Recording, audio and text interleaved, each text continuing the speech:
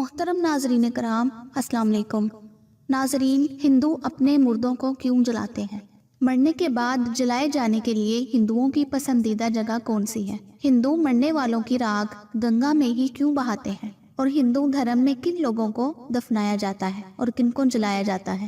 ہماری آج کی ویڈیو کا موضوع یہی ہوگا اور آپ نے ہماری ویڈیو کے آخر تک ہمارے ساتھ جڑے رہنا ہے۔ اور آج ہم آپ کو ہندوؤں کی آخری رسومات کے بارے میں چند دلچسپ حقائق بتائیں گے۔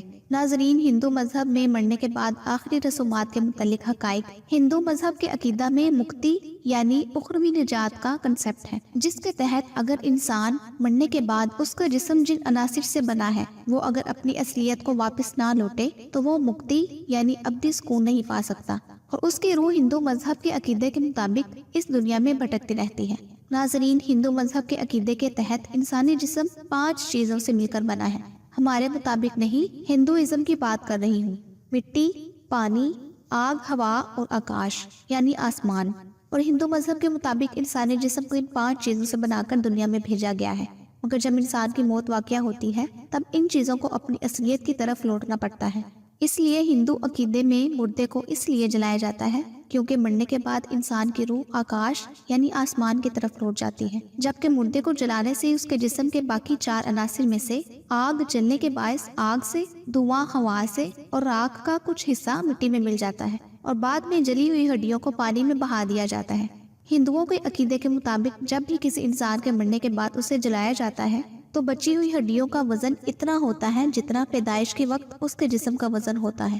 ناظرین، انتم سنسکار کا آپ نے نام سنا ہوگا۔ انتم سنسکار یا اگنی سنسکار کے علاوہ ہندو دھرم کے عقیدے کے مطابق مردے کو بہتے دریا میں بہا دیا جاتا ہے۔ ہندو مذہب میں بھارت کا شہر وارانسی بہت مقدس خیال کیا جاتا ہے۔ یہ شہر دریائے گنگا کے بالکل کنارے آباد ہے، جو بذات خود ہندوؤں کے نزدیک مقدس دریا کی حیثیت رکھتا ہے۔ چونکہ وارانسی شہر اور دریائے گنگا دونوں ہندوؤں کے نزدیک مقدس ہیں، اس لیے ان کی یہ کوشش ہوتی ہے کہ اپنے مردوں کو وہاں گنگا کے کنارے لے جایا جائے اور انہیں وہاں پہ جلایا جائے۔ اور یہاں پہ کئی شمشان گھاٹ بنائے گئے ہیں، جس طرح ہمارے جنازہ گاہ ہوتے ہیں ان کے شمشان گھاٹ ہوتے ہیں۔ یہاں روزانہ اوسطاً 300 مردوں کی چتا کو جلایا جاتا ہے۔ ہندوؤں کا یہ بھی عقیدہ ہے کہ جس شخص کا انتقال وارانسی شہر میں ہو اسے نرک یعنی دوزخ سے نجات مل جاتی ہے۔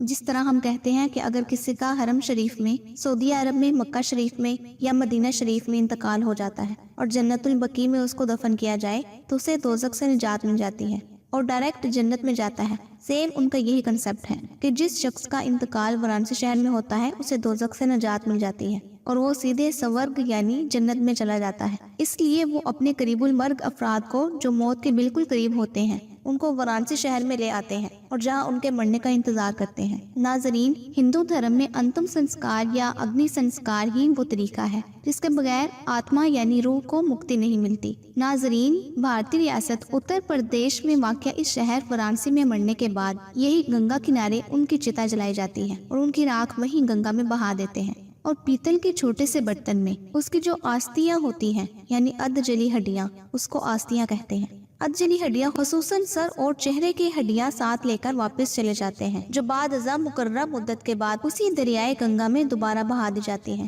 جلانے سے قبل مرنے والے شخص کو رنگین کپڑوں میں لپیٹا جاتا ہے اور اسے پھولوں کی مالائیں پہنائی جاتی ہیں اور انہیں جلانے میں عموماً چندن اور سندل کی لکڑی استعمال کی جاتی ہے۔ واضح رہے کہ وارانسی کا یہ شمشان گھاٹ بھارت کا سب سے بڑا شمشان گھاٹ ہے۔ ناظرین، اگرچہ ہندو مذہب میں مردوں کو دفنانے کا کوئی کنسپٹ موجود نہیں ہے، مگر آپ یہ جان کر حیران ہوں گے کہ بعض افراد کو ہندو بھی جلانے کی بجائے دفناتے ہیں، مگر اس کی کچھ شرائط ہیں۔ 2 سال کی عمر سے پہلے انتقال کرنے والے بچوں کو دفنایا جاتا ہے اور وہ افراد جنہیں یہ مقدس جانتے ہیں یعنی پنڈت وغیرہ انہیں ہندو جلاتے نہیں ہیں بلکہ زمین میں دفناتے ہیں۔ اس کی وجہ یہ ہے کہ ہندو کا یہ کنسپٹ ہے کہ مرنے والوں نے زندگی میں جو بھی گناہ کیے ہوتے ہیں وہ آگ میں جل کر راکھ ہو جاتے ہیں اور ختم ہو جاتے ہیں اور اس سے نرک یعنی دوزخ میں ان کے گناہوں کی سزا نہیں ملتی۔ اب چونکہ 2 سال سے پہلے مر جانے والے بچے اور مذہبی شخصیات ہندوؤں کے نزدیک گناہوں سے پاک ہوتی ہیں، اس لیے جلانے کی ضرورت انہیں محسوس نہیں ہوتی بلکہ ان کی سمادھی بنا دی جاتی ہے۔ اب آپ کے ذہن میں آئے گا کہ یہ سمادھی کیا ہوتی ہے؟ سمادھی کے لیے ناظرین آلتی پالتی میڈیٹیشن جس طرح ہم کرتے ہیں اس صورت میں انہیں بٹھایا جاتا ہے اور اسی حالت میں سیدھا ڈائریکٹلی دفنا دیا جاتا ہے اور समाधि लेने वाले की कब्र आम कब्रों जैसी लंबी नहीं बनाई जाती। जिस तरह हम मुसलमानों की कब्र तकरीबन 6-7 फीट लंबी बनाई जाती है, उनकी कब्र इस तरह नहीं बनाई जाती, बल्कि चौकोर बनाई जाती है और कब्र के ऊपर एक छोटा सा गुम्बद बना दिया जाता है। बड़े मुजरिमों और खुदकुशी करने वालों को भी जलाने की बजाय दफनाया जाता है, क्योंकि हिंदू अकीदे के मुताबिक उनके गुनाह इतने बड़े होते हैं कि वो आग में जलाने से भी खत्म नहीं होते।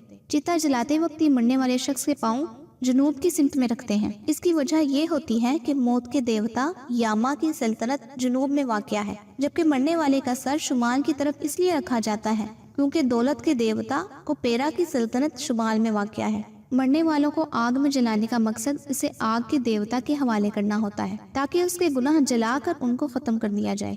नाजरीन, हिंदुओं के अकीदे में जहाँ मुर्दे को जलाए जाने की ये वजह बयान की जाती है कि उन्हें गुनाहों से निजात मिलती है, वहीं एक और हैरत अंगेज वजह ये भी है कि हिंदू मत के पैरोकारों का अकीदा है कि मरने के बाद इंसान की रूह उसके जिस्म के इर्द गिर्द घूमती रहती है, क्योंकि एक तवील अरसा रूह ने जिस्म के साथ गुजारा होता है, इसलिए उसे जिस्म के साथ एक खास निस्बत पैदा हो जाती है और वो उसे छोड़ना नहीं चाहती। लिहाजा जब जिस्म को पूरी तरह आग में जलाकर खत्म कर दिया जाता है तो रूह इस उनसियत के जज्बे से मुक्ति पा जाती है, यानी आजाद हो जाती है और आसमानों की तरफ परवाज कर जाती है। नाजरीन, ये हिंदुओं के चंद अकायद हैं जो मुर्दों के हवाले से हैं।